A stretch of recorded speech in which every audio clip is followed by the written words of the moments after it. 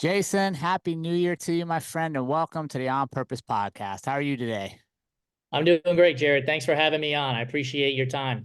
Oh, I appreciate your time and I appreciate what you're doing for the world out there with Run, Try, Bike. And what I really love is one of your taglines is to prove there's a spot for everybody at the starting line. And I thought, what a great intro to kick off year 5 for us and the new year for our listeners is to have somebody on that's encouraging others to get started. Yeah, I mean, when I launched this business, we're starting year 4, just a few days ago ourselves. And I was a competitive participant in endurance sports when I first got into this stuff. And I always was enamored with the mid-pack, back of the pack athletes because they're out there much longer than I was ever going to be.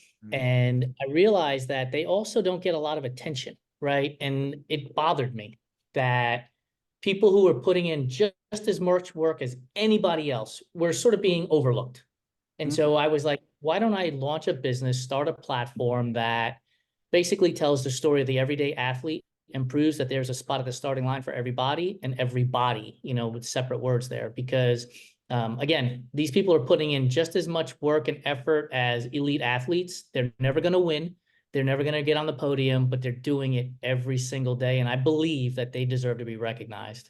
Oh man, that's such a microcosm for life, right? The people just in life that are putting in the work every day, like me. Like I consider myself a middle of the pack person in life. I'm no celebrity, but we just keep showing up every day. I think that's such a great life lesson. Absolutely. And you as you go through life, and for you, 5 years of doing this podcast, right? You learn all along the way. Like when you first started, you probably had this idea of what it's going to look like and what it's going to be like and the work that you have to put into it. And every year you've gotten better. You've made different changes, gotten different efficiencies at different things. And now you're going to be starting year 5, where I read a stat. So kudos to you that most podcasts end after episode 8. So, be going into having completed 4 years, right? Puts you above the middle of the pack, really. Yeah. But because you don't look at it that way, you're like, I'm just going to do the work every single week to get guests, to have conversations. Before you know it, you move up to the upper echelon in a sense. And I think that that's what we're trying to do for endurance sports and for athletes who may say to themselves, well, I just do this or I only do that. And it's like, yeah, but if you love to do that, keep doing it and just keep showing up and you'll progress. Like, excuse me, but I'll say this way. Yeah. Like, I get so angry at the hack your way to success bullshit. Like, Yeah. it doesn't work. The only person you're making successful is the guy selling you that shit. That's it. Uh-huh. 100%. So again, you got to put in the work on a daily basis. And look, it's not linear, right? Success isn't a graph that goes from left to right on a 45-degree angle. It's messy, peaks and valleys. But just know that if you're just consistently showing up on a regular basis, you will get there. Absolutely will get there. 100%. And now, Jason, though, before we get going here, because that's a lot of good stuff already, so I'm excited for the rest of the conversation. But like a good workout, a good run you're about to go on, we just don't jump out of the car and start going full speed. I got to warm you up a little bit. I got to get you ready, man. Are you ready for this? I gave you a warning. I like to talk. Let's go. All right, Jason. This warm up is as much for to get our minds and our spirits going as it is for the community to get to know what's going on behind you. So here's your first question, my friend. You're on a stranded island for the rest of your life. You get to have one food. What is Jason going to be eating every day? Pizza. New York style pizza. Not Chicago deep dish, tomato soup in a bowl. I like Detroit pizza, but not that either. New York style pizza, fold in half, have some grease running down your hand and your elbow. Yeah. That's it. That's all I need. I love it. That's such a good pizza. What toppings do you do? None. Straight plain. Cheese. That's it. You don't need anything else. That's a good classic. All right. All right. All right. You get to have a superpower. What superpower would you have and why would you want it? To go back in time travel.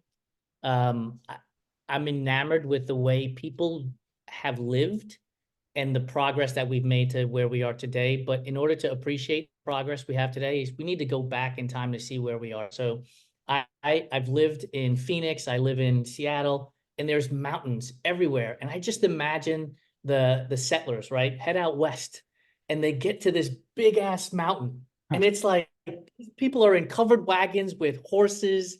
People are dying left and right, and yet they were like, we can go over that mountain. Today, you ask a person to drive 30 minutes, and they're like, nah, I can't do it. Like, it's too much. And so I would love to go back in time and just kind of see what the world was like and how progress slowly got to where we are today, so I could appreciate where we are today even more. That'd be great, man, because I think the world could use a good dose of some self-appreciation. 100%. Could not agree more. What favorite book? What book do you go to when you need to get some reading done? I have it right here. It's called Start With Why by Simon Sinek. Yeah. When I launched my business, it was like, why are you doing this? And just constantly asking why. And so when I interview athletes, I ask them, why are you doing this? Why do you keep going? This stuff is hard. You could play chess or checkers or knit, go to the book club, but you decide to wake up every morning to go out and swim, bike, and run for hours on end, and that's really hard. So why? So I always go back to that question. Why am I doing this? Why are we interviewing athletes? So I think that book from Simon Sinek is an excellent book for keeping me grounded and keeping me moving forward. I love it. Do you find yourself reflecting on your own why frequently? Always. Yeah. Always. Like, and you know this, with a new business, with a, fairly young business, you're putting in way more work than you probably ever imagined. And some things have to go by the wayside. So when I first started in endurance sports, I was racing Ironman triathlons. I was racing 100-mile foot races. But as this business got started and we started to grow, some of those longer distances have started to go away. And so I would ask myself, like, why would I want to race a 50K or a 50-miler or be a part of a relay team? And why do I keep doing the endurance sports when the business takes so much time? And so always having to go back and revisit that why. Why this race? Why this training? Why am I doing X, Y, and Z? I love it. All right, you get to have dinner with one person. They could be either still with us or passed away. Who would you have dinner with, and what would you want to learn? That's an unfair question. So I my never said it father. was a fair podcast. So I'm gonna cheat and answer twice. So one, I would want to have dinner with my dad. My father passed away when I was in my early 20s. I just turned 50 about 3 weeks ago. And he passed away 7 days prior to his 50th birthday. So I'd love to go back and just kind of have that conversation of what life has been like for me over 30 years and what it's like to turn 50 when he didn't have a chance to do that. Now, on the famous side, I would say President Kennedy. The first Roman Catholic president in the history of the country, and only to this date right now, still having to deal with the Bay of Pigs and making those decisions and affirmative action and things like that were all happening right around the time he got in there into office before he was assassinated. So it'd be fascinating to kind of learn a little bit about the changing environment of the US 60 years ago, which seems to be indicative of what's happening today too. I love it. You got a lot of historical perspective going on there, my friend. Yeah, I enjoy reading. Yeah. I spend a lot of time reading news articles and newsletters, and I think it also helps me go back to my why, right? Like reading what other people are accomplishing, what they've done, and how they keep moving forward helps me redefine my why and get better at what it is that I'm doing with my life. I love it. You're feeling pretty warmed up now, my friend, I hope. I'm ready to roll. Yeah. I love it. So you led into right with the first question I have for you. Let's talk about our why. If we got people listening that are maybe struggling with finding that why or clarifying that why or pinpointing it, what are some strategies you would offer or suggest that work maybe for you to stay clear in that? Yeah, I think it's really simple. Like, one, that would be the lesson, right? Keep it simple. Don't overcomplicate it. Why are you doing this? Ask yourself that question. Like, I ask myself that question consistently. Like, why am I doing this? Why would I want to start a business? Why would I want to put myself through getting rejected constantly by advertisers telling me no? why would I want to work, day and night to create content for our website and our social platforms? And I always kept coming back to the same answer, which told me that that's why it's important. If I had 7, 8, 9, 10 different answers, then it probably wouldn't have been important to me to continue to do this, right? And so if I keep coming back to that same answer, regardless of what it is that I'm doing, like, why do I want to go get a cup of coffee today? It might be that I'm trying to avoid work, right? And it's like, well, why am I trying to avoid work and just go get coffee? Do the work, put in the effort, get it over with. And I think that helps us to internalize things, which helps us to remove the outside stresses. Because in today's world, man, where everybody's posting their highlight reels on TikTok and Instagram, and we have these vanity metrics where the dopamine hit of the like or the comment or the share, and then we chase that. And now we're chasing it for outside validation instead of internal validation. And so if you go back to asking yourself why, you start to realize what the internal validation is, and you don't need the external validation anymore. Is it okay if I give you an example? I love it. So I recently posted an article on our website about disordered eating scenario that I had as I was going through the ranks of racing and endurance sports.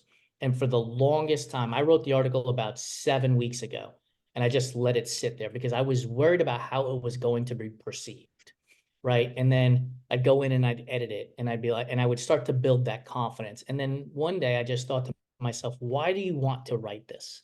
And to whom are you writing this? And the answer was, I'm writing it for myself to recognize that I had a disordered eating problem in endurance sports where I believed slimmer was faster.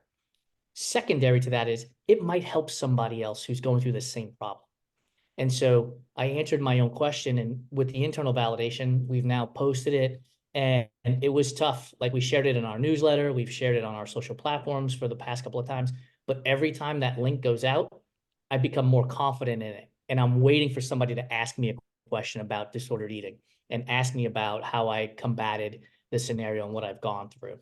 And now, to the point, I literally just got off a plane, but while I was on the plane, I was writing notes that maybe I need to do a follow-up as to which foods I perceived as being bad as a follow-up to that, to give more depth. And I asked my question, why would I do this? Well, because I need to still focus on the fact that just because I don't have the disordered eating issue like I did in the past doesn't mean it doesn't still exist today. So I'm still combating the issue, right? But then in addition to that, there might be somebody out there who's like, well, I don't want to eat a Hershey chocolate bar, or I don't want to eat this food or that food because I want to be slimmer so that I can be faster. Meanwhile, they're torturing themselves, and eating a Hershey candy bar isn't going to end the world for them. So recognize that other people have gone through that process too, and enjoy the candy bar, right? We only get one shot at this life that we have. Yeah, no, that's a great example of that. And I think it's important that what I like about hearing that in your why is we allow ourselves flexibility in why. And I think sometimes one of the limiting things we can do is establish a why today. Right. So today, Jason on January 4th, 2024, and then think that Jason on January 4th, 2025 or 2028 has to stay in that same lane. And I don't have flexibility to go, wait a second, I've grown. My why can change. And it's not a So betrayal, right? It's growth. yeah, I mean, ask yourself this, right? I turned 50, like I said, 3 weeks ago. Am I the same person I was when I was 10 years old, 20 years old, 30 years old, 40 years old? Like, we educate ourselves, we read, we learn, we grow, we adapt, we change. Like, this idea that you are who you are on day one through the end of your life is bananas. This is crazy. And so as life changes, your whys are going to change. I was born and raised in New York. I lived over a decade in Dallas. I spent 2 years in Phoenix. I now live in Seattle. Like, to think that the same person would be all the way through, no, like to the T, the exact same person, is nuts. Like, in my different environments, I've learned and I've grown and figured out different parts of who I am. And to your point, we also have a sports psychologist that writes for our website. And I asked her one time, like, can you write an article about a person's why changing, and it refers to endurance sports, but she wrote a fantastic article about why your why should change. And sometimes it might even change during a training cycle for a particular event, right? You might want to race this event because all of your friends are doing it. But then in the midst of the training, you find that, I don't know, you might be more competitive than you thought. And so now your why has changed within like a 16, 20-week training cycle, let alone years of life. And that's okay. That's okay to change your why and change your perspective on things. Don't be so rigid. Yeah, ridge is a great term, right? And I like to accompany it with grace, right? Give yourself grace that your why evolves. And I think that's just a framing of your mindset. If my why today is the exact same as it was 20 years ago, either I haven't accomplished much in the meantime because I'm stuck on it, or I'm that guy that shows up and tells you about my high school state championship, even though I'm 51 years old. Uncle Rico. Uncle Rico, right? I'm throwing the football still. I'm chucking. But the beauty in life is when you grow, right? And I think that's the thing I love, and that's who I'm attracted to is when I meet somebody and they have chapters in their life, right? Like there was the New York Jason, there's Phoenix Jason, but I'm not meeting New York Jason today. I get to meet the compilation of all the experiences you've had. And I think that's a life lesson I love sharing with people is allow yourself to grow into your story. 100% agree. So I use I'm going to take your word and use it as well, grace. So I coach athletes, Yep. and oftentimes they'll send me text messages or they'll put in their training notes, I had a rough day, it was really hard, and blah, blah, blah, blah, blah, blah. And I tell them, give yourself some grace. Like, one, you're not getting paid to do this stuff, and no day is always going to be perfect. Like, you might have had real bad stress from spouse, from kids, from work that impacted your training. And you have to recognize that and give yourself grace. You got through the workout with what you could do, and tomorrow's another day. Like, don't be so hard on yourself that you then ruin everything else that's about to come at you because you're so fixated on this one thing at this one moment in time in the middle of life. Mhm. And you're better off that you at least got it done than if you just skipped it most times. That's exactly right. But I will also say that, like, if I've had athletes, I tell them all the time, like, if you're really, really stressed, like life has come at you from every possible direction, and the idea of putting your running shoes on seems like an impossibility, don't do it. Take a day off. Because, yeah, take the day off. Because if you go out there with all of that stress and you're focused on that, you might trip on the curb, right? You might pull a hamstring because you're just not focused on form and function as you're running. Take the day off. Your body will be happy. You won't lose any fitness over 24 hours, and you'll come back the next day stronger and more invigorated to go after the next training cycle. So how do we balance that? How do we balance the grind, right? We're especially in the United States and Western civilization, we're all about grind, grind, grind with recovery, right? Because in your sport, it's imperative, right? You can only run and swim and bike so far, and you got to recover, right? The three pillars, right? Workout, rest, and fuel, at least in my Yep. world. So how do we turn our mind off to where when we're resting, we're not just thinking about work and wishing we had been working again? Yeah, that's a great question, but I think a lot of it is self-reflection and understanding. For us, when it comes to these endurance sports, again, most of us are doing this as a hobby. So where does it sit in your world in terms of importance, right? And if you look at it and you say to yourself, it's a hobby, I can skip today so that I can get better tomorrow. One of the things that we use a program called Training Peaks, and it shows you graphs. And I tell all my athletes, like, your graphs should go up to from left to right. They'll go up as your fitness goes up, but it should go up and then down because you're recovering, and then up and then down because you're recovering. And you're going to see that, but you're going to see that growth all the way through. And I would apply that to business too, right? Like, if you're at your laptop 18, 20 hours a day, how good is the work that you're doing on that 15th, 18th, 20th hour, right? You're better off to going and taking a nap for 3, 4, 5 hours and coming back. And I'll give you a story. So a number of years ago, I raced Cocodona 250. It's a 250-mile foot race from Black Canyon City to Flagstaff in Arizona. And I finished the race in about 110 hours. I slept for about 15 hours. I interviewed a guy who did the race in 2023, and he finished in 107 hours, but slept for only 35 minutes, he said. Oh, So he finished 3 hours faster than I did, even though I got basically 15 hours more sleep than he did. So my experience, and we laughed about this, was far greater than his experience because I was awake, I was coherent, I didn't hallucinate, like I enjoyed the views. And he was like, I was so tired, I didn't enjoy half of the time being out there.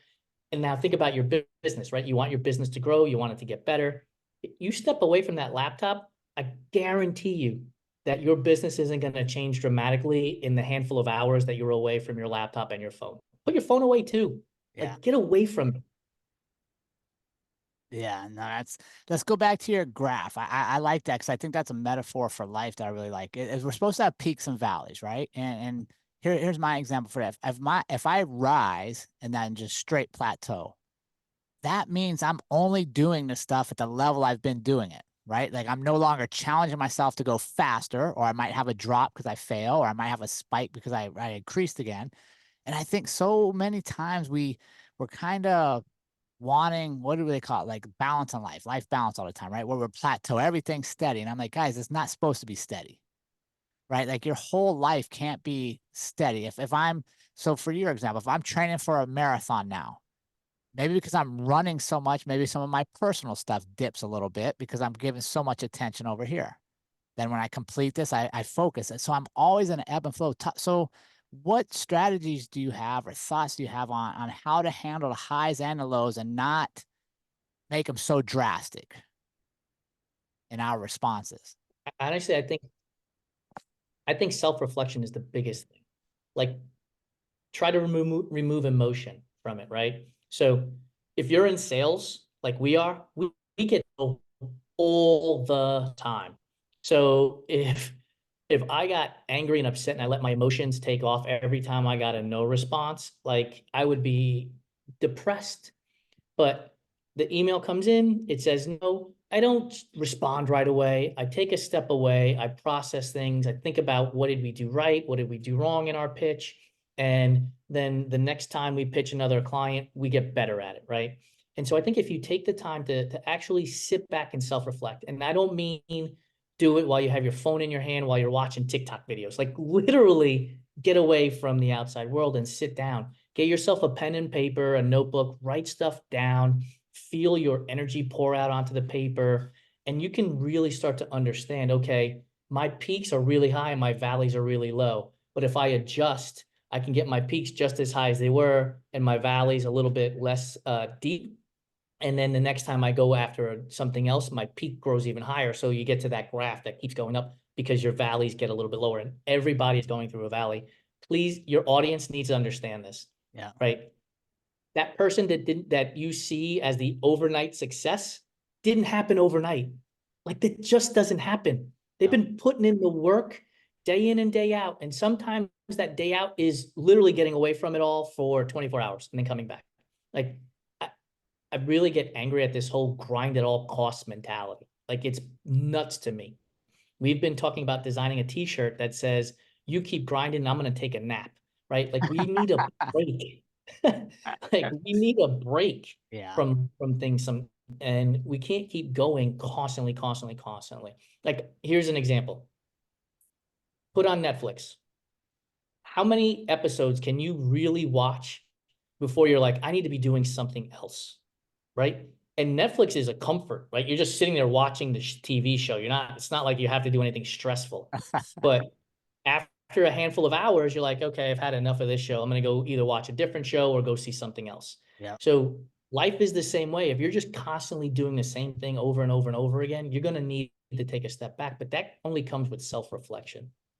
Yeah. And being self-aware, right? Knowing, but I think it goes back to where we started, knowing why I'm doing stuff. If I know why, Mhm. then I'm more likely, I would say, to give myself a break and say, okay, because my why is this, doesn't mean I have to do it 24 hours a day. I can take a break and go participate in something else or do nothing for a little bit, knowing I'm still staying true to my why. I think sometimes we get tricked into thinking if I do have a purpose or I do have a why, it means I got to work nonstop on it. And sometimes the best work you can do is, like you said, give yourself a break. I read this thing the other day that said one of the best things you could do for yourself is be bored. And the idea was that when you're bored is when you're most creative. And so be bored, and all of a sudden your creativity will start to show up because you'll start thinking about things in different ways. And that really hit home for me because we get into it and we're like, man, we're trying to get stories out on our website once a day, once every other day kind of thing. And so we're interviewing and writing, interviewing and writing, interviewing and writing. But all of a sudden, if you do 2 or 3 stories in a day, they all start to look the same. Yep. And it's like, no, let me get away from it. Let me go be bored, go, watch TV or something and kind of get away to reset so that I can come back and go back to being creative and getting back to the why, which is, to prove that there's a spot, the starting line for everybody and everybody. But we can only do that if we tell individual stories Right. versus just replicating the same story over and over again. Yeah, and it's interesting. So we're in a little different space in that I like running for the exercise, but I haven't really competed in anything more than 5Ks and stuff. But for me, like when I go running, that is my mindless time because I'm not necessarily trying to beat a pace or anything. I'm just running to get a good sweat and to see what's around me. And if you follow my social media at all, you almost see like at the end of every run, I have some kind of video to shoot for Instagram, some kind of quick 1 minute thing because you're just like you said, right? I'm releasing all the other stuff and I'm in clarity of thought. I'm thinking through things that have been on my mind, but because I'm in front of a computer, or I'm on my phone, or I'm engaged with other humans, I don't really necessarily get to think it all the way through. But I get out and run in nature, I go on a long hike, all of a sudden I see solutions. And I think that, like, to your credit, what you're saying there is step back from your problem, step back from the obstacle. And a lot of times you'll see a much better solution that maybe you had missed when you're right up on front trying to grind your way through things. I think the other thing that we need to do more of is ask for help. Mm. Like one of the things that we don't do enough of is ask people for help. Because now if I'm collaborating, so you and I are having this conversation, before you know it, like I'm going to be, later on today, I'm be like, oh, Jerrod said this, and I'll write a note down, right? You've helped me. And I think if we ask for help from people, we can get an outside perspective of what it is that we're doing, and then we can get better again. So again, you can make the valleys less deep when you start asking for help, because that's an outside perspective of what it is you're working on so that you can then get better. We have to remove this stigma that asking for help is a sign of weakness. It's absolutely not. Yeah, I 100% agree. And here's the thing that I love about that. In this conversation, I'm going to learn from you, right? Because I've never had your experiences. I've not lived your life, but it would be pretty arrogant for me to show up to a conversation and think I'm going to tell you things and not learn anything. Or it'd be crazy to not be selfish enough, right? I'm selfish in this interview and that I want to hear your story so I can learn from you. That excites me, right? That's kind of selfish. I want to get something out of it, which is okay. You should want to get something out of this. But what I love is knowing that I can build my success while helping you build your success. And there's plenty for everybody. We got to get past this idea of for me to be successful, one, I can't ask for help. And two, I need to tear down everything in my vicinity so that I'm the last remaining tower, right? This is not a zero-sum game, right? It's just not. So, and I'll give you another example. So I met this guy on Threads. His name is Razik Rauf, and he writes a newsletter called Running Sucks 101. And I asked him if he would be open to being interviewed for our platform. And so we interviewed him and we wrote his story and he put it out there.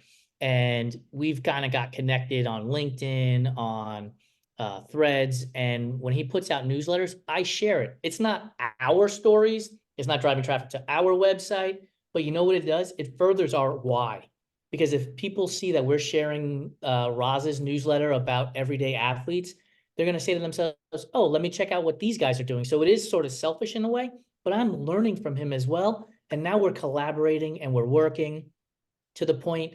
The other day, about 2 weeks ago, he asked me if he could take about 30 minutes of my time to discuss how he could sell his platform to advertisers, right? And I could have been selfish and been like, no way. I'm not giving you any ideas or secrets or tips on how we do sales because you're going to steal our clients in a sense. But that would be so opposite of my thinking, that as I'm talking to him, right, he's giving me ideas of what he's doing, and I'm learning from him and he's learning from me, so that now I can go to other advertisers myself and sell while he's selling over there, because it's not a zero-sum game. There are so many advertisers, so many businesses. Different people are going to be attracted to his platform versus our platform. But if we can collaborate and work together, why would we not? We're going to elevate each other, right? The rising tide lifts all boats concept.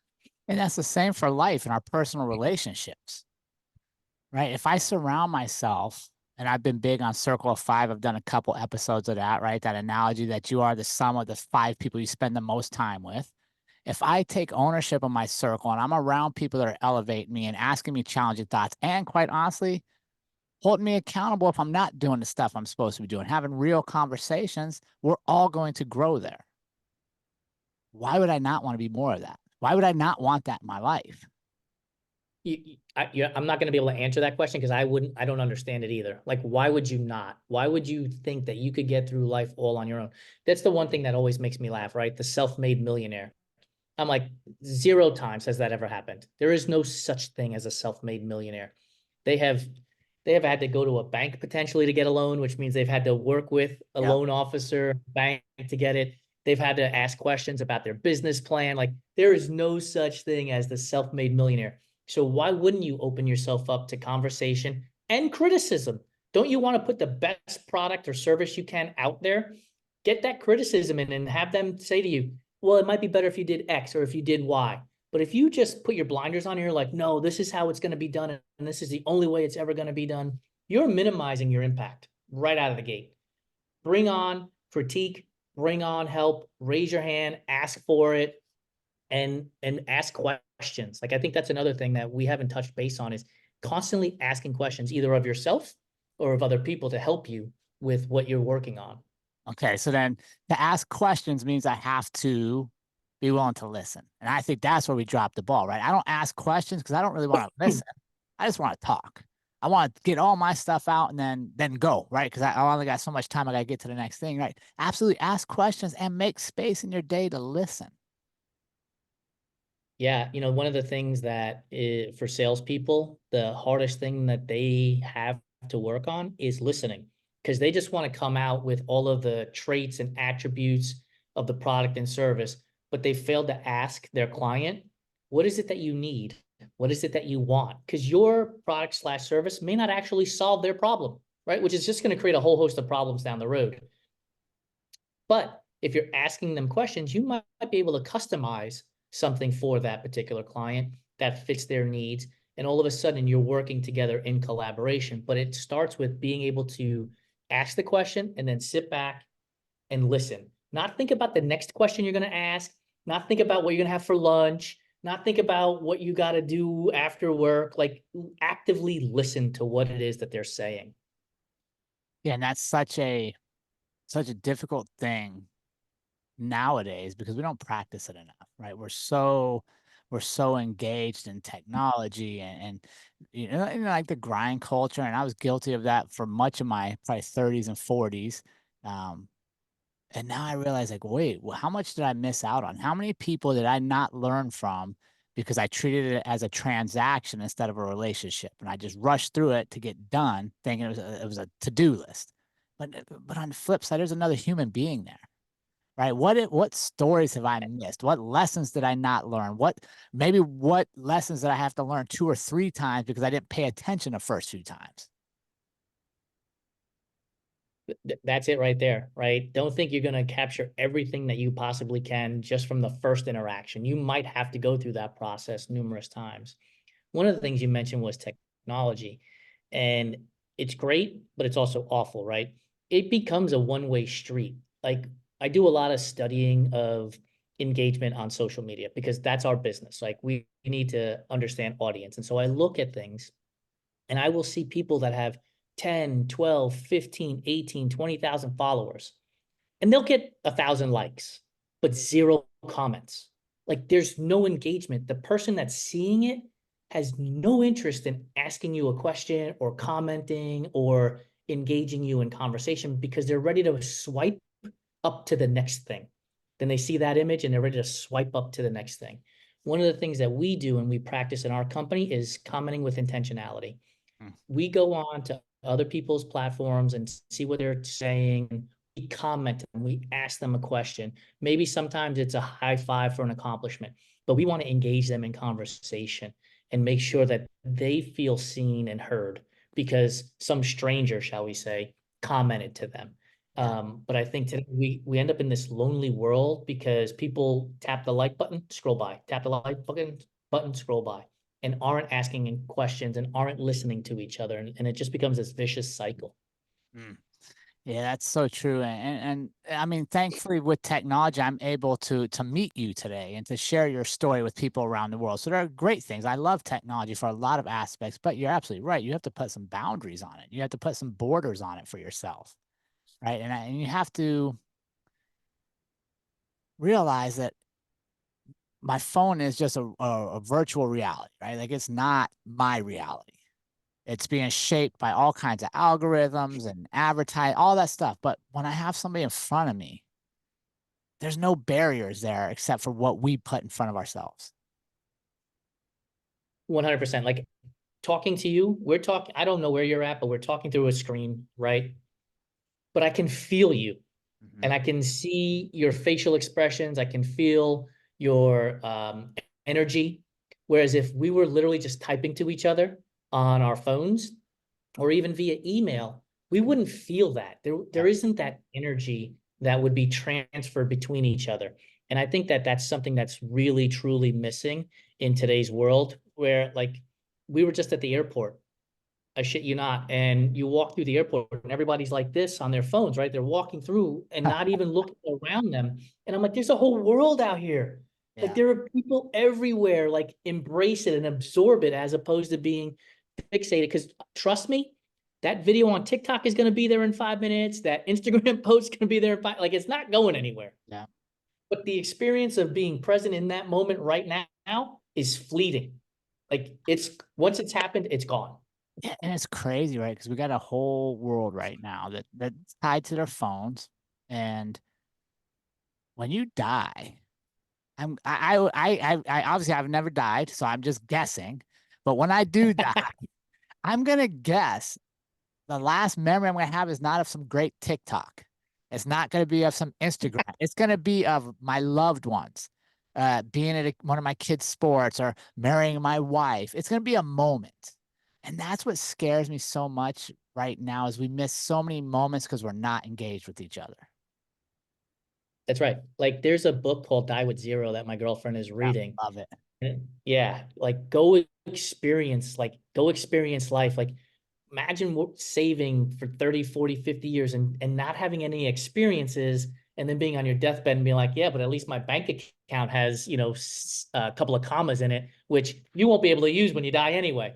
Right. So go experience life, get out there, um, if a friend calls you up and says, hey, you want to go have dinner? Don't think of 100 reasons not to. Think of the only reason you have to go and do it Yeah. and go do it. Yeah. No, I agree. So yeah, you asked where we're at. We're actually out in the desert of California right now. Because my wife and I actually sold our house and our business in Colorado in 2021. We've been living in our Airstream, traveling the country since. So we're about, well, by the time this airs, we'll be in Mexico. We're going to drive down to Mexico and, like you said, just live, man. It's a short life. Dude, I love it. Like we were in Phoenix, we sold our condo, put everything I could into our Honda Element, and we took about 2 weeks to drive from Phoenix. We went out to LA and then up the coast to Seattle. We got here to Seattle, found a place to live. I sold my car within like 2 months of being here because you don't need one in this city. And it's awesome. Like no car insurance stress, no car payment stress, no gasoline prices going up, down, left, right stress. Like all of that stress is gone. It's absolutely gone. We walk to the grocery store. They have a thing called Zip Car here where you can rent a car by the hour. So Oh, we wow. rent it. Yeah, you rent it for a couple of hours. You go do whatever you got to do, come back, and you're done. And it's always got a parking spot for you. It's fantastic. Oh man, that's a good deal.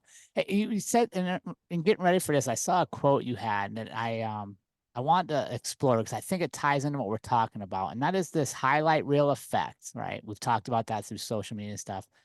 And you posed a question I wanted to elaborate on. Does the highlight reel effect make us feel or make us fail to celebrate our own individual success? I have zero doubt. I have And, zero doubt and why that is we that? fail to celebrate our own successes because we're so worried about how many likes and comments we get from the outside world that we're not taking the moment to actually celebrate what it is that we've accomplished. I will tell you this, in almost every single race I've ever done, I've cried at the finish line.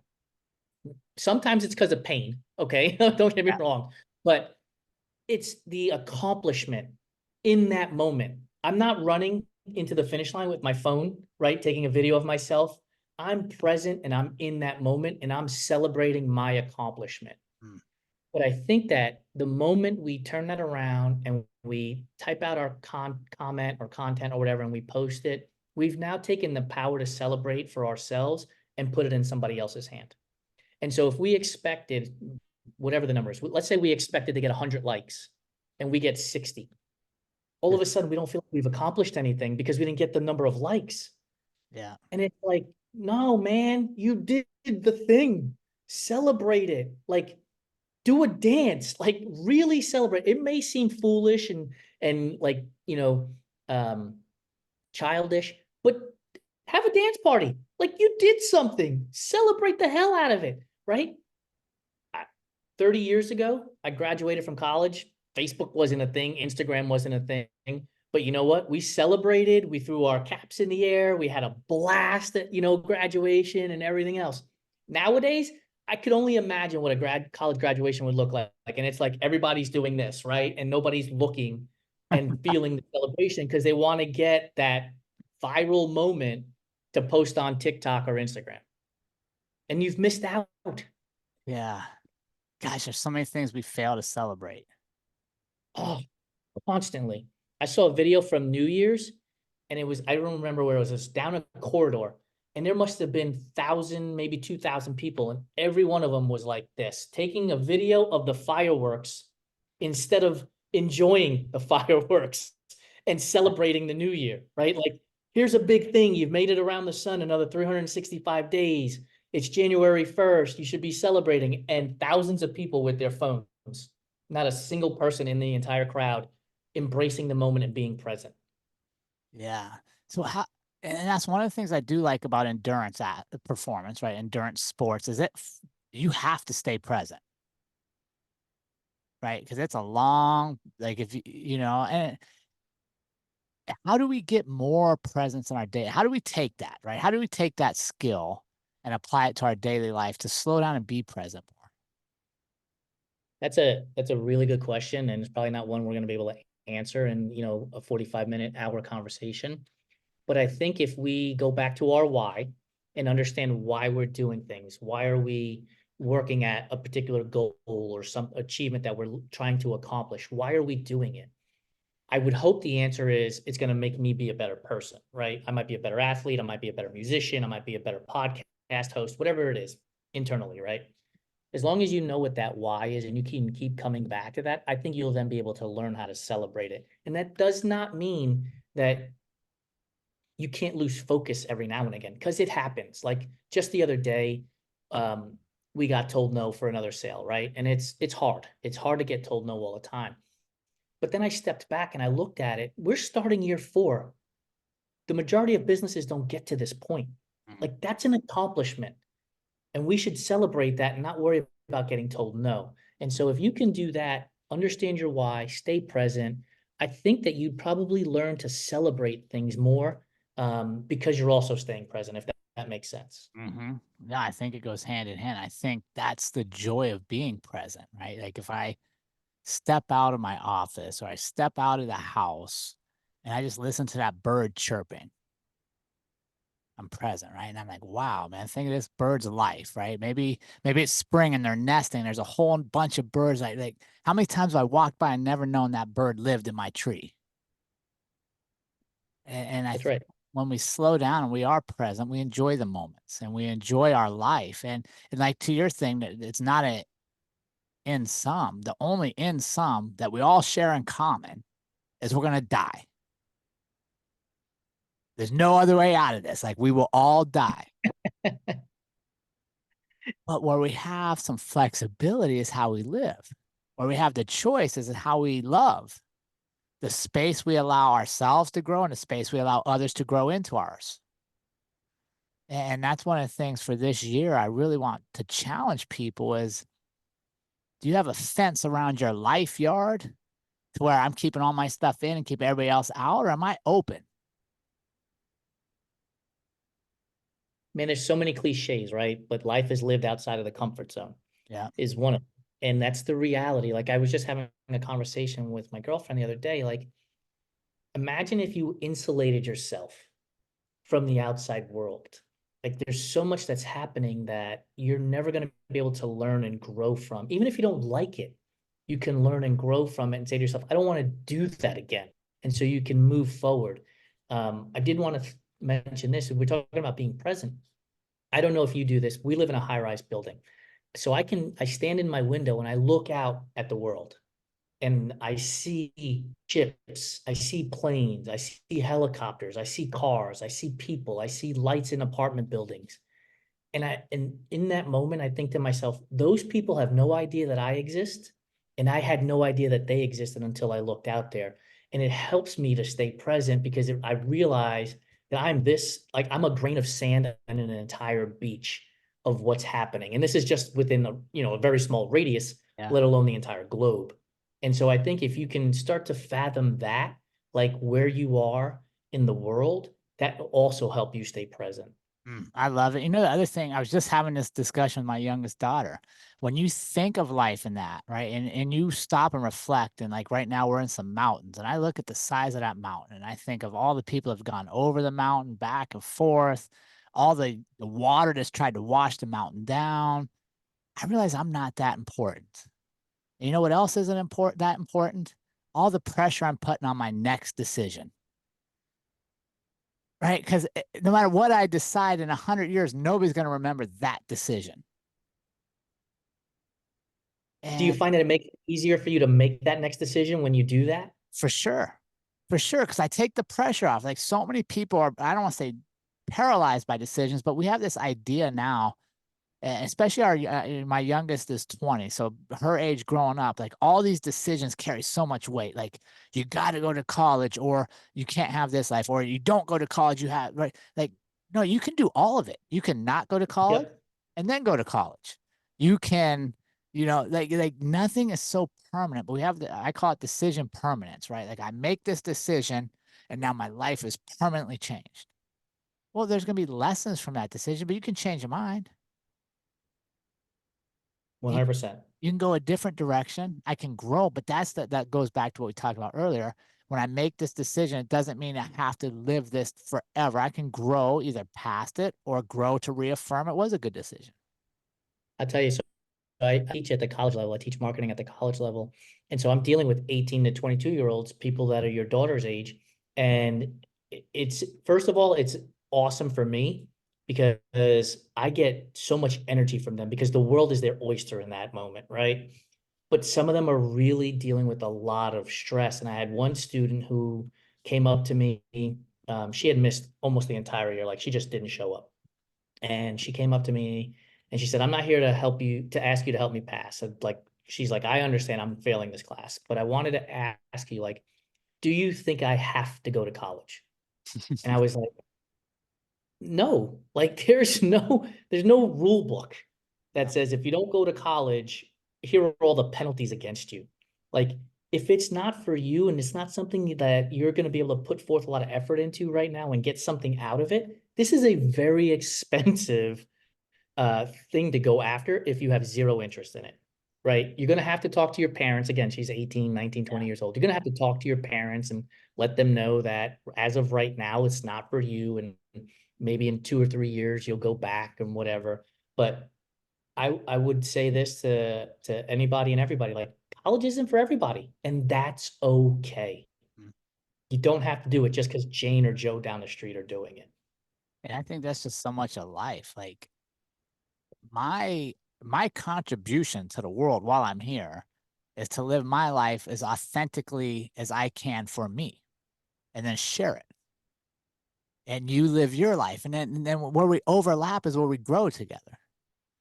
Right. But I wouldn't be any service to you if I was trying to be somebody else. But I can't live in that manner unless I know why I'm doing things. Right. Or trying to mold you into my world. Yeah. Like I think about it this way, right? The first question you asked me is, what would I eat for the rest of my life if I was on a stranded island, right? And pizza was the first, was my response, and I was adamant about it. But after about 2 weeks, I would try to go fishing because I'm going to be bored with eating pizza, right? I'm Yeah. going to go try to find a berry on a tree or a bush. I'm going to try to create a slingshot so I could kill a bird because I'm going to get bored with pizza. Yeah. And so if you're doing the same thing repeatedly over and over and over again without venturing, without taking risk, without betting on yourself, I go to your idea of the plateau of life, right? That's Yeah. exactly what it's going to be. It Straight is. plateau because you're not risking anything. Where's the joy in that? Right. You're asking the wrong dude. Yeah, man, if I'm already doing the same stuff I've been doing, like where there's no growth, how is that enjoyable? Like I want to fail, right? Like I don't like failing. It's not my favorite thing, but I know if I take a risk and I fail, there's a lesson there, right? And there's probably some excitement and there was some nerves and there was some growth that wouldn't happen if I played it safe. That's right. We have a mantra at our company. We say it all the time. Failure is not terminal, it's the building block to success. Yeah. And it gives us permission, right, to go try new things, to go see if something might work, figure it out. If it sucks, you know how many ideas we've had over the last 3 years that have actually gone into practice and have failed miserably? But if I ask everybody in our audience, do you remember this idea? I guarantee you 99.5% of them will be like, no, I don't remember that. No, they don't remember the idea, but if you as a team go back, you'll remember the lesson you learned from the idea. That's right. That's exactly right. And then we can get better, right? So now again, we go back to this idea of the graph. We're shrinking Yeah. the distance of the valley. I love it. Jason, thank you so much for joining us this week. Dude, I feel like we could just keep talking and maybe hang out and share a zip ride someday. Yeah, I'm in, Jerrod. Anytime. Hey, where can our audience connect with you and follow along with all the great work you're doing out there to make sure that everybody knows there's a place for everybody and everybody? Appreciate it. So runtrimag.com is our website, but on every social platform except for TikTok, it's runtrimag at runtrimag on every single social platform outside of TikTok. That's where you can find us. Jason, thanks so much for taking time to join our community. It's been a pleasure, my friend. It's all pleasure was mine. I learned so much in this conversation. I appreciate you.